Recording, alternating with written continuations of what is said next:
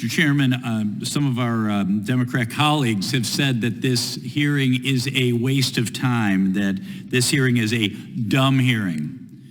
You know, Ronald Reagan said our freedoms are never more than one generation away from extinction. I cannot think of a more important topic for a hearing than this one right here to defend our First Amendment.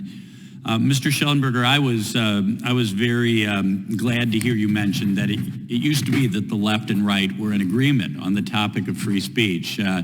I'm not quite old enough to remember, but in the 60s, 70s, the campus radicals called their movement the free speech movement.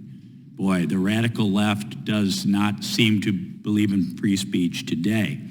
And the free speech, the censorship that we've seen over the last few years, by and large, it's been censorship of true information. For all the words about here from the Surgeon General confronting health misinformation, and from the also from the Surgeon General, a community toolkit for addressing health misinformation. What was this misinformation?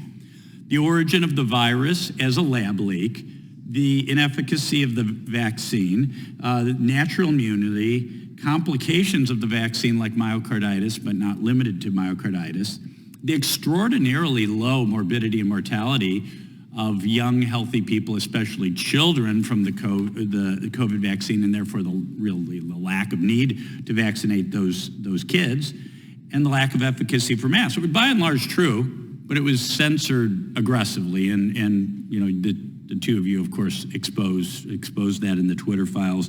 In fact, you know, as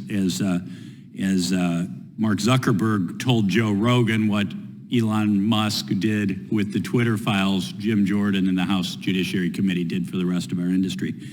Mr. Tahibi, you're an expert on the topic of censorship. A Democrat earlier asked you the question, is banning books censorship? And you said yes, and I, of course, would agree. Are you aware of the Trump administration trying to ban any books? No, not particularly, no. I think sometimes we have to make distinctions here. Would you consider, in your opinion, is keeping pornography and other sexually explicit material away from children, is that censorship? No, it's a completely different section of the law as far as I understand. Yeah, I would think so. And in your opinion, is a presidential administration cutting funding to rogue programs to promote transgender ideology when Congress never expressed that intent, is that censorship? No, I don't consider that censorship. May be controversial, but it's not controversial indeed. But you know, I don't view that as censorship. Again, we see that this idea of misinformation, not only is it of censoring misinformation, not only is it contrary to the First Amendment, but my background is I am a medical doctor. In fact, the name of my specialty is allergy and clinical immunology. I'm an immunologist. So to me, and we learned in like first year of medical school that the purpose of a vaccine is to mimic a natural infection without getting the patient sick or killing the patient, and therefore inducing the immune response. So natural immunity made sense to me.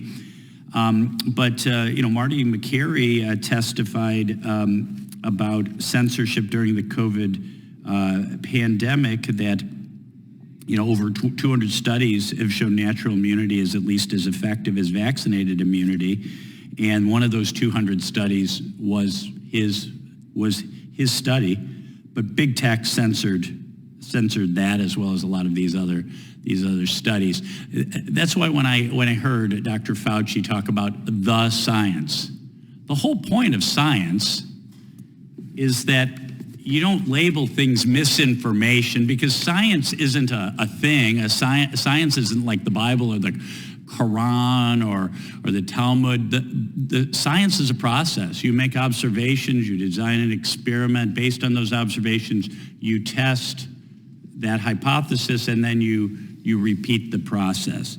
So to me, it's unscientific, it's against the First Amendment, and a violation of all of our core principles to censor. But thanks to you three for what you've done, to defend the First Amendment and really defend the most essential of our rights. Thank you. Thank you.